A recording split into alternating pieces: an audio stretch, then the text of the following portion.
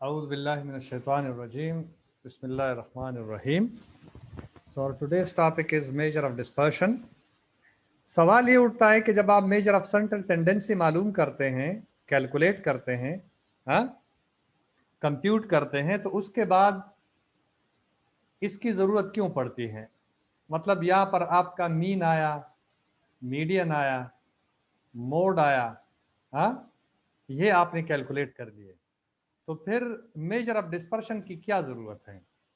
इसकी जरूरत इसलिए है कि आपने डेटा को समराइज तो कर लिया मीन, मीडियन या मोड की सूरत में for different types of data, लेकिन जब आपसे पूछा जाता है कि इसमें स्प्रेड कितना है, मतलब ये कहां तक फैला हुआ है ये डेटा, ज्यादा दूर दूर तक वैल्यूज चले गए हैं या वैल्यूज एक दूसरे के करीब करीब हैं, तो ये आपको मेजर ऑफ सेंट्रल टेंडेंसी नहीं बताएगा, बल्कि ये आपको मेजर ऑफ डिस्पर्शन बताएगा।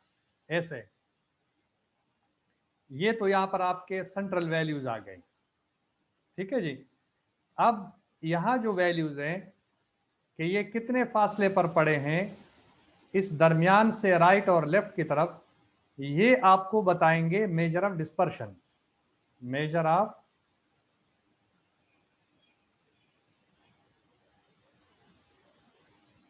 ये मेजर ऑफ डिस्पर्शन आपको बताएंगे, और मेजर ऑफ डिस्पर्शन है रेंज। हाँ, रेंज ये लिखा सही नहीं जा रहा, वेरिएंस है, स्टैंडर्ड डिविएशन है,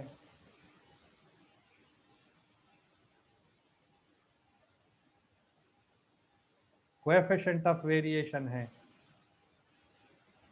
क्वार्टाइल डेविएशन है, ये सारे आपके मेजर ऑफ डिस्पर्शन है। ठीक है जी, तो वन बाय वन इसको हम करेंगे, पहले इसको प्रैक्टिस करेंगे और बाद में देखेंगे, ठीक है ना। अच्छा जी, so range, difference in values between maximum and minimum value, maximum minus minimum. Quick to compute, इसका फायदा ये है कि बहुत आसानी से किया जा सकता है। Not very useful, does not take into account bulk of values, only extreme values. For example, ये मेरे पास डेटा है, ये मेरे पास डेटा है 2, 4, 6, 8 और 20। इसमें जो मैक्सिमम वैल्यू है वो है 20, और जो मिनिमम वैल्यू है वो है 4। तो 20 से अगर आप 4 माइनस कर दें, ये बनेगा 16। 16 आपका रेंज है, यानी मैक्सिमम वैल्यू से मिनिमम माइनस करना इज रेंज। ये ज्यादा यूजफुल इसलिए नहीं है क्योंकि ये सिर्फ दो वैल्यूज को यूज करता है, एक अपर वाला और एक लोअर वाला, यानी मिनिमम और मैक्सिमम। बाकी तमाम वैल्यूज को ये छोड़ देता है, और इसमें स्टेटिस्टिकल एनालिसिस में इसकी इतनी इंपॉर्टेंस नहीं है। ठीक है जी। अच्छा, उसके बाद आता है स्टैंडर्ड डिविएशन। स्टैंडर्ड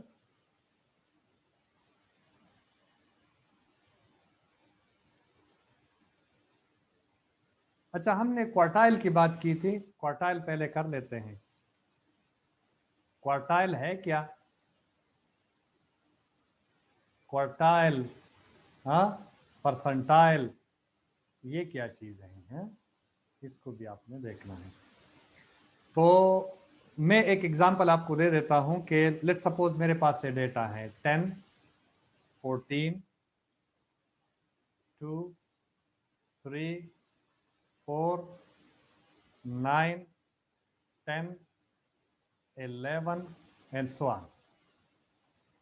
ये डेटा अगर मैं क्वार्टाइल मालूम, क्वार्टाइल का मतलब ये है चौथाई हिस्सा, 1/4 ऑफ द डेटा सेट, 1/4। ठीक है, और ये क्वार्टाइल, पेंटाइल, डिसाइल, परसेंटाइल, इसको हम क्या कहते हैं? Measures of position. Measure of positions, MEASURE, measures of position. Position का मतलब है मुकाम जिस पर आप खड़े हैं, इसको पोजीशन कहते हैं। फॉर एग्जांपल, ये अगर डेटा सेट है तो ये क्वार्टाइल 1 है, ये 2 है, ये 3 है और ये बाद में 4 बनेगा, Q1, Q2, यहाँ तक Q3 और ये रिमेनिंग Q4 बने। तो ये एक पोजीशन बता देता है आपको, यहाँ पे कि आप कहाँ पर डेटा में खड़े हैं, हाँ ये पोजीशन, तो इसको मेजर ऑफ पोजीशन भी कहते हैं। इसी तरह अगर परसेंटाइल है तो परसेंटाइल का मतलब ये है कि डेटा को 100 बराबर हिस्सों में तकसीम करना, ग्रुप में तकसीम करना, 1, 2, 3 और अप टू 100, ये परसेंटाइल कहलाते हैं। पी से या डिनोट किया जाता है परसेंटाइल। ठीक है जी, तो ये भी मेजर ऑफ पोजीशन है, आपको पोजीशन बता देता है कि आप कहां पर खड़े हैं। एनी हाउ दोनों के लिए, चाहे परसेंटाइल है, क्वार्टाइल है, डिसाइल है, पेंटाइल है, हाँ जितने भी हैं, उन सब में जो भी डेटा आपको दिया जाता है सबसे पहले उसको मीडियन की तरह अरेंज किया जाता है। तो जब आप इसको अरेंज करेंगे तो ये 2, 3, 4, हाँ ये 10n, ये दूसरा, ये 24 है सपोज, अच्छा जी ये 20 है, 24 है, अच्छा इसको अगर मैं 20 कर दूं आसान और ये 24 कर दूं तो ज़्यादा वो हो जाएगा। तो 2, 3, 4, फिर है 9, फिर 10, फिर 14, फिर 20 और फिर 24, ये मेरे पास डेटा है। ठीक है जी, क्वार्टाइल का फॉर्मूला ये है n+1/4, n+1/4 जो वैल्यू है। तो n का मतलब है number of observation in the data set. अब इसको गिन ले, 1, 2, 3, 4, 5, 6, 7, 8, 8 जमा 1/4, तो ये क्या है, 9/4 is equal to 2.5 value, 2.5 value. तो 2.5 वैल्यू का मतलब ये है हाँ कि जो दो वैल्यूज हैं, 2 और 3 के दरमियान वाली जगह जो है वो फर्स्ट क्वार्टाइल होगी। तो ये कौन सा वैल्यू है, वैल्यू नंबर 1, ये वैल्यू नंबर 2, ये 3 है। 3 और 4 के दरमियान 0.5 आता है ना, 2.5 इधर आएगा। 2.5 का मतलब ये है, ये मतलब नहीं है कि यहां पर आप 2 ले लें, मतलब ये है कि 2.5 वैल्यू आप ले लें, यानी डाई वाला value in the data set जिस तरतीब से आ रहा है। तो पहला वाला वैल्यू कौन सा है, 2 है, दूसरा 3 है और तीसरा 4 है। 3 और 4 के दरमियान वाली जगह कौन सी है, ये है। तो ये आपका क्वार्टाइल नंबर 1 है, ये जगह है। अब 3 पॉइंट, इसका मतलब ये है कि आपका जो एक्चुअल क्वार्टाइल है वो 3.5 है। 3.5, यहां पर 3 है और 4 और 3 का निसफ हिस्सा जो है ना 0.5 है, तो 3.5 आपका एक्चुअल क्वार्टाइल नंबर 1 आता है। क्वार्टाइल नंबर 2 का फॉर्मूला है n+1/2 मल्टीप्लाई बाई 2। तो इससे आपका 2.5 आया है, इसको 2 से मल्टीप्लाई करें कितना आ जाएगा, 5th वैल्यू आएगा। कौन सा, 5th वैल्यू। तो डेटा सेट में 5th वैल्यू कौन सा है, 1, 2, 3, 4 और 5, ये वाला आपका 5th वैल्यू। तो सेकंड क्वार्टाइल आपका क्वार्टाइल नंबर 2 इधर है। 3 कौन सा होगा, n+1/4 इंटू 3। ठीक है जी, अच्छा 3 के अलावा इससे जो आएगा वो 2.5 है, इसको 3 से मल्टीप्लाई करें तो ये बनेगा 7.5 वैल्यू। अब 7.5 वैल्यू को आप इधर ढूंढे कौन सा है, यहां तक ये 1, 2, 3, 4, 5, 6, 7 और 7.5 का मतलब एक यहां पर, ये 7.5 वैल्यू है। 7.5 मतलब 7वां, 7.5वां वैल्यू, तो 7.5वां वैल्यू इधर फॉल कर रहा है। अब ये 20.5 के बराबर है, क्योंकि हाफ इधर है और ये जो है ना वो 24 है, लेकिन यहाँ पर ये 20.5 है। इसका एक्चुअल जो है वो आपका क्वार्टाइल है, ये क्वार्टाइल नंबर 3 है। इसी को क्वार्टाइल जो है ना वो कहते हैं मेजर ऑफ पोजीशन। अच्छा जी, अब परसेंटाइल का फॉर्मूला है percentile n+1/100 for the first percentile P1, P2 के लिए होगा n+1 अपॉन 100 मल्टीप्लाई बाई 2, ये P2 होगा। और आखिर में जब आपका P99 होगा, 100 खुद ब खुद आ जाएगा, तो इसको आप क्या करेंगे कि n+1 divided by 100 multiply by 99, ये सिलसिला चलता रहेगा। तो ये वाला आखिरी आपका परसेंटाइल होगा, 99 परसेंटाइल यहाँ पे होगा। लेकिन इसको हम डिटेल में फिर अच्छा खासा इस पे प्रैक्टिस है तो बाद में इंशाल्लाह हम करेंगे, ठीक है ना। ये अगले चैप्टर में आएगा, जब जी स्कोर पढ़ेंगे तो उसमें फिर ये वाला करेंगे। अच्छा जी अब हम एक्चुअल जो स्टैंडर्ड डिविएशन है उस पे आते हैं।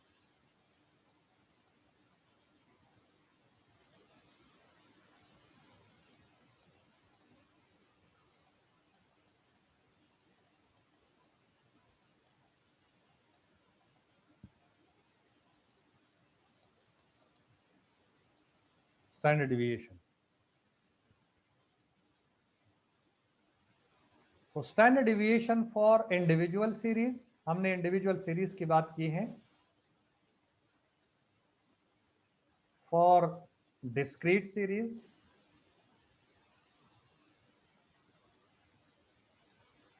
And for continuous data.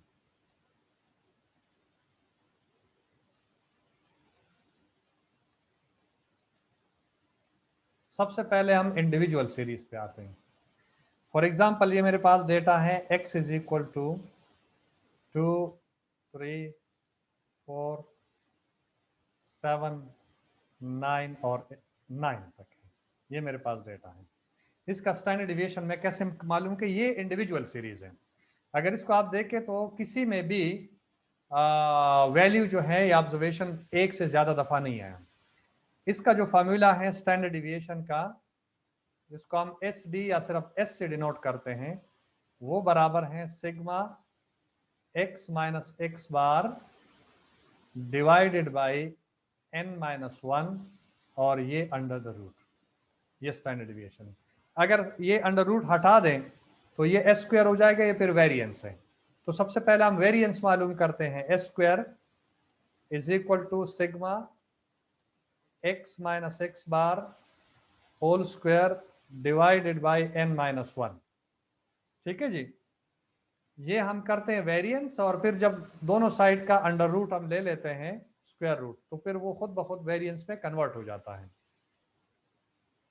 तो चले 2, 3, 4, 7 और 9 ये वैल्यूज याद रखें। x 2, 3, 4, 7 और ये 9। इस फार्मूला को अगर आप देखें, यहां मैं फार्मूला लिख देता हूं, एस स्क्वायर यानी वेरिएंस का, तो ये है sigma x minus x bar whole square divided by n-1। ये फार्मूला में यूज करूंगा। याद रखें कि इस फार्मूला को इस्तेमाल करने के लिए जरूरी है कि आप इसको राइट साइड से इस्तेमाल करें, इस तरफ से, राइट साइड से यानी इस तरफ से आएगा। तो राइट साइड से अगर इस्तेमाल करें तो सबसे पहले स्क्वायर है, स्क्वायर को पहले छोड़े, इसके अंदर एक्स बार है, तो सबसे पहले मीन मालूम करें। X bar is equal to sigma x upon n. तो ये आपका आया कितना, 9 और 7 16 और 4 20 और 5 25, 25 डिवाइडेड बाय 5, तो x bar is equal to 5, ये 5 के बराबर है। अब फॉर्मूला में अगर आप देखें तो x माइनस एक्स बार है। अब ये मालूम करें x माइनस एक्स बार, यानी हर एक इंडिविजुअल x से x बार माइनस करे, तो 2 minus 5 is equal to -3, 3 minus 5 is equal to minus 2. 4 minus 5 is equal to minus 1. 7 minus 5 is equal to 2. और 9 minus 5 is equal to 4. अब अगर देखें तो स्क्वायर है, तो x minus x bar square is equal to 9.